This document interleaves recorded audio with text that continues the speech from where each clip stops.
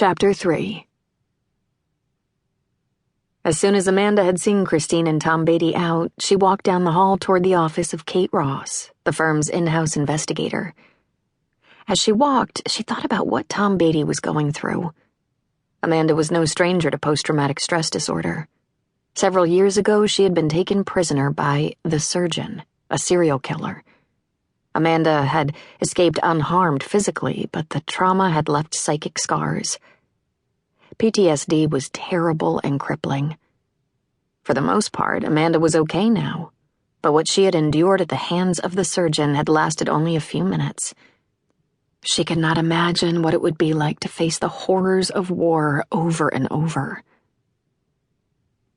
Kate Ross was 5'7", and her dark complexion, large brown eyes, and curly black hair made her look vaguely Middle Eastern. Today she was wearing tight jeans, a man-tailored white shirt, and a navy blue blazer. Kate had been a Portland cop before she had gone to work as a private investigator for Reed, Briggs, Stevens, Stottlemyre, and Compton, Portland's largest law firm.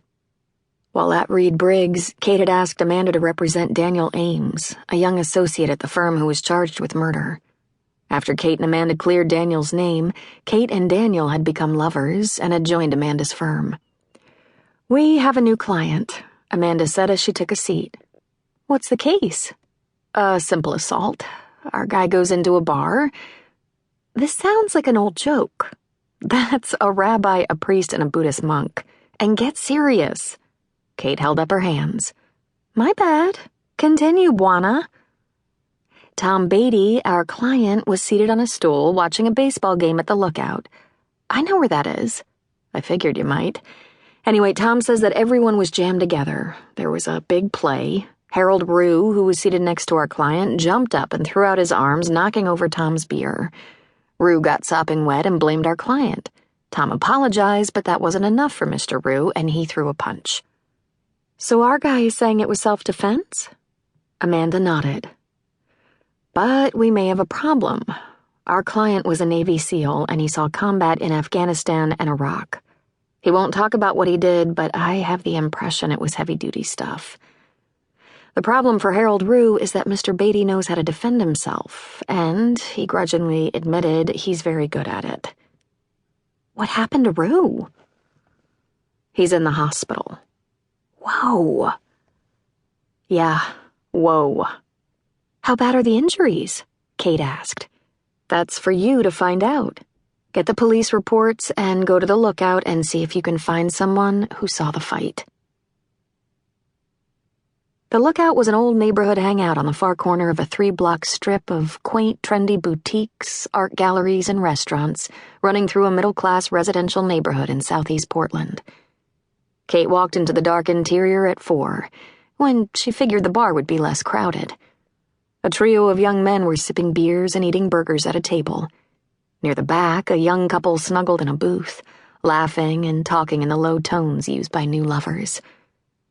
2 locals sat at the bar, eyes glued to a baseball game that was showing on a TV that hung from the ceiling. The bartender was 40-ish, bald and pot-bellied. He was mopping up a spill at the end of the bar near the door when Kate sat down in front of him. "What can I get you?" he asked. "A Black Butte Porter would be nice," Kate said. When the bartender returned with an ice-cold bottle and a glass, Kate flashed her credentials. "My name is Kate Ross, and I'm an investigator." The bartender smiled. "I thought you guys couldn't drink on duty." Kate smiled back. "That's cops. I'm private, Mr. Bob Reynolds. So what can I do for you?" "I'm working for the attorney who's representing Tom Beatty. He was involved in a fight here last night." "They charged him?" "You sound surprised." "Oh, yeah. That asshole Harold Rue started it, and he threw the first punch." "So you saw the whole thing?"